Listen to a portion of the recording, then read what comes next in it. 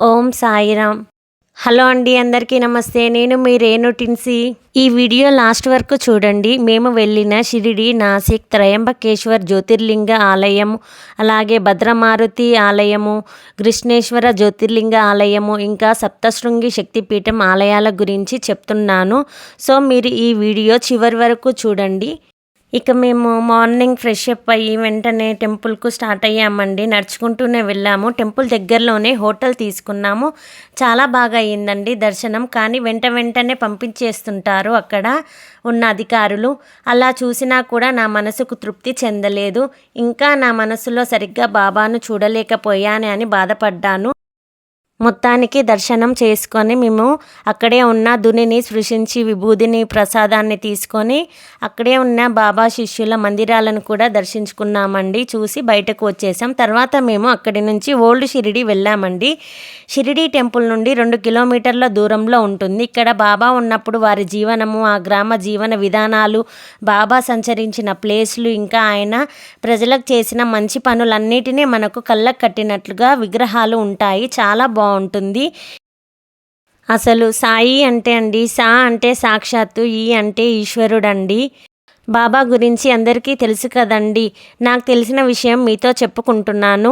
సాయిబాబా అసలు పేరు, జన్మస్థలం ఎవరికి తెలియదండి. బాబాను ముస్లింలు, హిందువులు కూడా సాధువుగా నమ్ముతారు.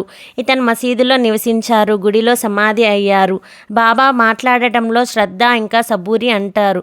మన హిందువులు బాబాను శివుణ్ణి, దత్తాత్రేయుని అవతారము అయిన సద్గురువుగా భావిస్తారు.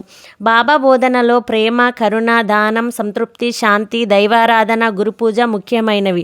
అద్వైతం, భక్తి మార్గం, ఇస్లాం సంప్రదాయాలు సాయిబాబా బోధనలోనూ జీవన శైలిలో ఉన్నాయి. బాబా 8 సంవత్సరాల ప్రాయంలో బాబా మహారాష్ట్రలోని అహ్మదాబాద్ జిల్లాకు చెందిన షిరిడీకి వచ్చి వేప చెట్టు కింద రాత్రింబవళ్ళు ధ్యానంలో కూర్చొని ఉండేవాడని, కొన్ని రోజుల తర్వాత అక్కడి నుంచి ఎక్కడికి వెళ్ళాడు ఎవరికీ తెలియదు. అతను సాధువులను, ఫకీర్లను కలిశాడని సూచనల వలన తెలిసాయి, కానీ అంచనాలే. తరువాత చాంద్ పాటిల్ కుటుంబం పెళ్లివారితో కలిసి బాబా షిరిడి వచ్చాడు. అక్కడ ఖండోబా మందిరం దగ్గర బాబా బండి దిగినప్పుడు మందిరం పూజారి మహల్సాపతి అయ్యో సాయి, రండి సాయి అని పిలిచాడు. అలా సాయి నామం స్థిరపడి సాయిబాబాగా ప్రసిద్ధుడైనాడు. అలా షిరిడీలో ఒక పాత మసీదును తన నివాసంగా చేసుకొని మసీదులో దుని వెలిగించారు. అందులో నుంచి విభూది తీసి తన దర్శనానికి వచ్చేవారికి పంచేవారు. ఆ విభూతి వారికి రక్షణ ఇస్తుంది. వచ్చిన వారికి ఉపదేశాలు, ధర్మబోధలు చేసేవారు. చాలా మహత్తులు చూపించారు. స్వయంగా వండి ప్రసాదాన్ని పంచేవారు. 1918 అక్టోబర్ 15 మంగళవారం మధ్యాహ్నం 2:30 బాబా తన భక్తుడైన బయ్యాజీ అప్పాకోతే పాటిల్ వడిలో మహాసమాధి అయ్యారు. ఆయన దేహం బూటీవాడలో ఖననం చేశారు. అక్కడే సమాధి మందిరం నిర్మించబడింది. బాబా అంటే చాలా ఇష్టమండి. మనల్ని అడుగడుగునా రక్షిస్తాడు. ఆ బాబా పిలిస్తే పలుకుతాడు. ఇవి అన్నీ చూశాక అందులో ప్లే ఏరియా కూడా ఉంటుందండి. అందులో ఆడుకున్నాము మేము, మా పిల్లలు. అండ్ మ్యాజిక్ షో కూడా ఉంటుంది. అవి కూడా చూసుకొని మేము రూమ్కి వచ్చేసాము. ఆ రోజు నా బర్త్డే అండి. సో బర్త్డే సెలబ్రేషన్స్ కూడా చేసుకున్నాము. అలా ఆ రోజు స్పెండ్ చేశాము. ఆ నెక్స్ట్ డే అండి, మా అదృష్టం ఏంటంటే నేను సరిగ్గా చూడలేకపోయా అని ఫీల్ అయ్యా కదా. అంటే చూసా కానీ ఫాస్ట్గా చూసి వచ్చాము. అక్కడ ఉన్న సెక్యూరిటీ పోలీస్ పంపించేశారు అని ఫీల్ అయ్యా. ఆ బాబా మళ్ళీ మాకు దర్శనం కల్పించాడండి. మేము ఎర్లీ మార్నింగ్ వెంటనే 1/2 అవర్లో దర్శనం అయింది. అదృష్టం ఏంటంటే నేను వెళ్ళినప్పుడు అక్కడ పోలీసులు ఎవ్వరూ లేరు, సెక్యూరిటీ వాళ్ళు. నా కనులారా బాబాను 5-10 నిమిషాలు అక్కడే నిలబడి చూశానండి. ఎంత సంతోషంగా అనిపించిందో, కడుపు నిండిపోయింది. ఆ బాబా నా కోరిక నెరవేర్చాడు, నేను బాధపడ్డాననేసి చాలా హ్యాపీగా ఫీల్ అయ్యాను. అలా చూసి చిన్నగా వెనకకి అసలు కనిపించిందాక వెనకకు చూసుకుంటూనే బాబా కళ్ళి వెనక నుండి చూసుకుంటూనే చిన్నగా బయటికి వచ్చేసాను. చాలా హ్యాపీగా ఫీల్ అయ్యామండి 2 సార్లు ఆ బాబాను దర్శించుకున్నందుకు. అండ్ అలాగే నా బర్త్డే సెలబ్రేషన్ జరిగానని చెప్పాను కదా, అవి మా హస్బెండ్, మా అమ్మ, మా అన్నయ్య, మా వదిన, పిల్లలు అందరం కలిసి ఇలా సెలబ్రేట్ చేసుకున్నాము. ఇది నాసిక్ అండి. ఇవి నాసిక్ ఫొటోస్ అండి. మా మ్యారేజ్ అయిన కొత్తలో షిరిడి వెళ్ళినప్పుడు నాసిక్ అండ్ శనిసింగాపూర్ వెళ్ళాము. ప్రతి 12 సంవత్సరాలకు ఒకసారి జరిగే కుంభమేళాలో నాసిక్ హిందూ యాత్రా స్థలాల్లో ఒకటండి. రామాయణం ప్రకారం నాసిక్ గోదావరి నది ఒడ్డున ఉన్న ప్రదేశము. ఇక్కడ లక్ష్మణుడు శూర్పణఖ అనే రాక్షసి ముక్కును కోశాడు. దీనిని పంచవటి అని కూడా పిలుస్తారు. అయోధ్య నుండి రాముడు 14 సంవత్సరాల బహిష్కరణ సమయంలో ఇక్కడే నివాసం చేసుకున్నాడని చెప్తారు. ఇక్కడ ఎక్కువగా పిండ తర్పణలు చేస్తారండి. చాలా శివలింగాలు ఉంటాయి, చాలా దేవాలయాలు ఉంటాయి. అవన్నీ దర్శించుకొని శని సింగాపూర్ వెళ్ళామండి అప్పుడు. సో మేము ఈసారి ముక్తిధామ్ వెళ్ళాము. ఈ ముక్తిధామ్ ఆలయం అందరూ తప్పక దర్శించాలండి. ఇది తెల్లని పాలరాయి నిర్మాణం మరియు ఇందులో 12 జ్యోతిర్లింగాల ప్రతిరూపాలున్నాయి. సేమ్ నిజమైన జ్యోతిర్లింగాల ఖచ్చిత కొలతలతో నిర్మించారు. ఇందులో కృష్ణుడి జీవితం, మహాభారతంలోని దృశ్యాలను చూపించే విధంగా బొమ్మలతో కృష్ణుడి ఆలయం కూడా ఉంటుంది.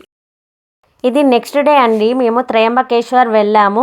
ఇక్కడ 12 జ్యోతిర్లింగాలలో ఒకటైన త్రయంబకేశ్వర్ ఆలయం ఒకటి. ఈ ఆలయం అంతా నల్లరాయితో నిర్మించబడి ఉంటుంది మరియు బ్రహ్మ, విష్ణువు, శివుడు సూచించే విధంగా 3 ముఖాలతో కలిగిన లింగాన్ని కలిగి ఉంటుందండి. ఇక్కడ ఈ ఆలయ సముదాయంలో చెరువు అనేది ఉంటుంది. గోదావరి నది జన్మస్థలము. మన దేశంలో అతిపెద్ద నదులలో ఒకటైన గోదావరి జన్మస్థలం ఈ త్రయంబకేశ్వర్లోనే ఉంటుంది. పైన గణేశుడు ఉన్నాడు చూడండి, సింధూర్ గణేష్. ఇలా మేము త్రయంబకేశ్వర్లోని జ్యోతిర్లింగాన్ని దర్శించుకున్నాము.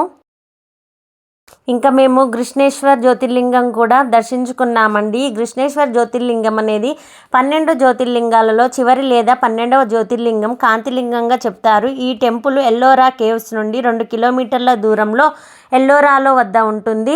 దేవాలయ ప్రాంగణంలో లోపలి గదుల్లోకి ఎవరైనా వెళ్ళవచ్చు, కానీ ఆలయ గర్భగుడిలో వెళ్ళడానికి పురుషులు చొక్కా లేకుండా వెళ్ళాలండి. ఇక్కడ నియమము. ఈ ఆలయంలో జ్యోతిర్లింగం చాలా చిన్నగా మరియు అందంగా ఉంటుంది. మన చేతులతో తాకవచ్చు, అభిషేకం చేయవచ్చు స్వయంగా. ఇంకా ఇక్కడ గుడి ఎత్తు పొడవుల్లో కూడా చిన్నగా ఉంటుంది. ఫోన్స్ అనేవి అలౌడ్ ఉండవండి. అవన్నీ మనం బయటనే ఇచ్చేసి వెళ్ళాలి. సో మేము బయటకు వచ్చి ఫొటోస్ దిగాము, ఒక 2-3. ఇది భద్రమారుతి ఆలయం అండి. ఈ ఆలయంలో హనుమంతుడి విగ్రహం నిద్రిస్తున్న భంగిమలో చిత్రీకరించారు. ఇలా 3 ప్లేస్లలో ఉంటాడండి. ఒకటి ప్రయాగ్రాజు, ఇంకొకటి జాంపాలి వద్ద ఉంటుంది. అలా మేము హనుమంతుని కూడా దర్శించుకున్నాము. అండ్ ఇక్కడ శనిదేవుడు కూడా ఉంటాడండి. శని పూజలు చేయించుకుంటారు. ఇలా మేము భద్రమారుతి ఆలయాన్ని దర్శించుకున్నాము.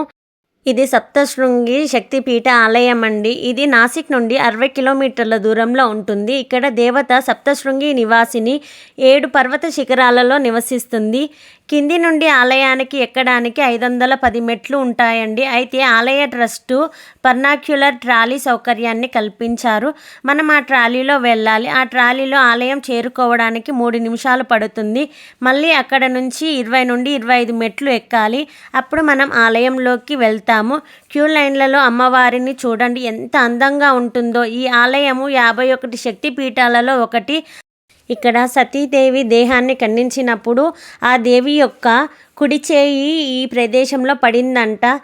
అమ్మవారైతే చాలా అద్భుతంగా ఉంటారండి. చూస్తుంటే చూడాలనిపిస్తుంది.